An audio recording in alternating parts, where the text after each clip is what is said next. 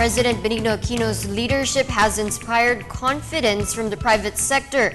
And as a major stakeholder for growth and development, it is a main engine for economic growth. Numbers don't lie. The figures show how much of the impact the private sector contributed to the country's economic growth.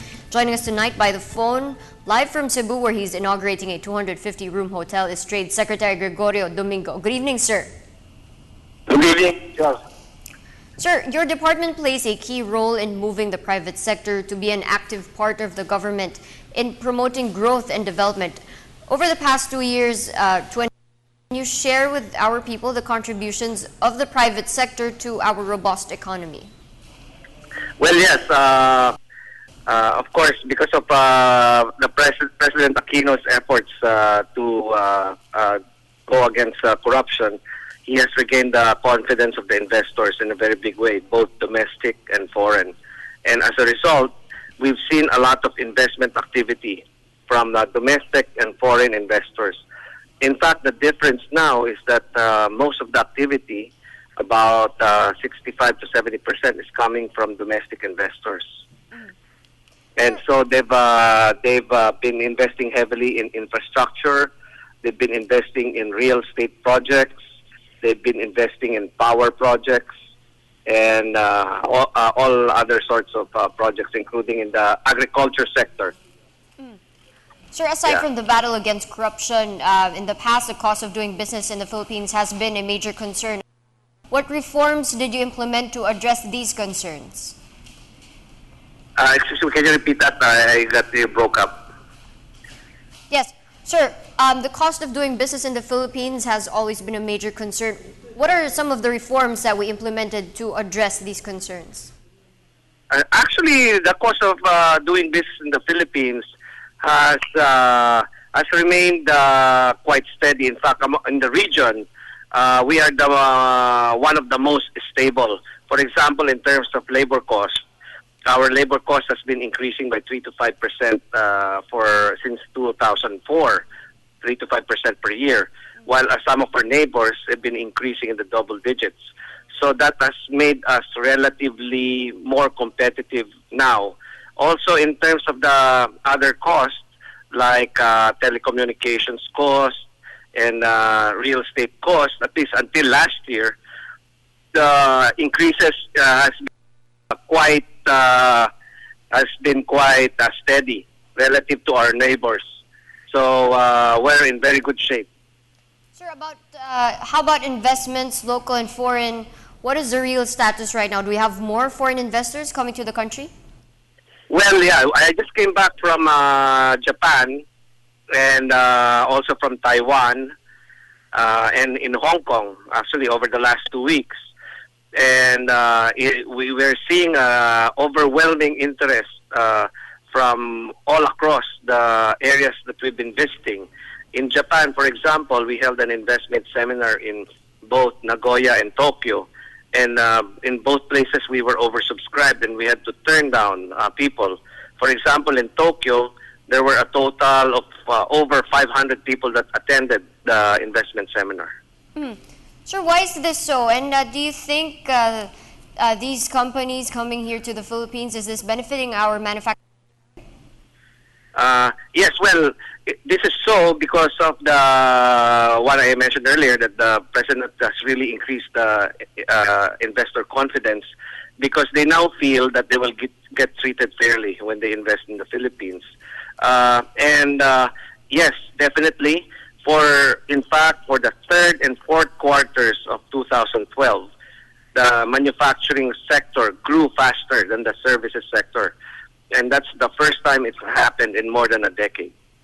Usually, it's the services sector that is the fastest growing.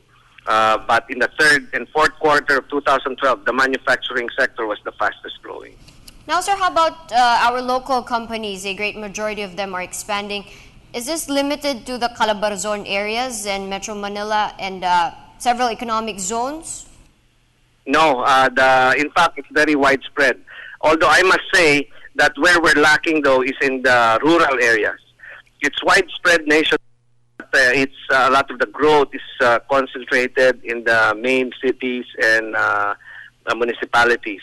Now, what we're trying to do really to attain the inclusive growth agenda of the President is to try to move the development more to the countryside. That's why we have identified tourism and agriculture as the top two priority sectors that we need to push. Sir, how is expansion in the countryside, as you've mentioned? Well, we're trying very hard to develop programs for them. Like at DTI, for the first time, we're going to be launching this shared services facilities program. In fact, I went to one here. I'm in Davao right now, and I went to the rural area, and we went there to a community that does this twining. From the coconut fibers, they make like ropes. And so we put up a shared services facility there where we lent them equipment to be able to twining of coconut fibers. And that definitely will improve the income levels of the people in that area. So far, sir, can we say that we have created enough jobs? Well, that's what we're aiming for, is really to create enough jobs because hello? Yes. Yeah, because more than 1 million people join the labor force every year. So we need to create at least 1 million new jobs every year to be able to provide employment for these new additions to the workforce. Sir, we talk about the services sector as well. How about the BPOs? Do you see this continuing? Do you see the growth continuing this year? Yes. BPOs in 2001, the IT BPO industry was only 5,000 people. Today, it's at 750,000. And our estimates is by the end of 2014, the end of next year, we will be at around 1 million. Okay, so this industry is definitely continuing its very fast growth of about 15 to 20%. And sir, just briefly, what about our exports given the economic concerns in Europe and the slow growth in the U.S.? Was export receipts down, and how do we expand the markets and where to? The export receipts in 2012 actually increased by 7.6%, which was a very good showing. That's faster than most of our neighbors in this area of Asia. And that's despite the weakness in the U.S. and the Europe markets. And we expect the continued growth in this in our exports. Fortunately, despite the weakness of our electronics exports, which at one point consisted of more than 50% of our total exports, this electronics industry for 2 consecutive years already with the negative growth. But what saved us is that our non-electronics exports have been increasing in double digits. So that's why, on the average, our total exports still grew by 7.6%. We still expect about the same growth this year. Sir, finally, overall, having said that, will 2013 be a better year for the economy? Yeah, 2013 would be similar to last year, although NEDA projects a 6 to 7% growth this year. Last year we grew by 6.6%. My personal view is that we will be hitting closer to 7%.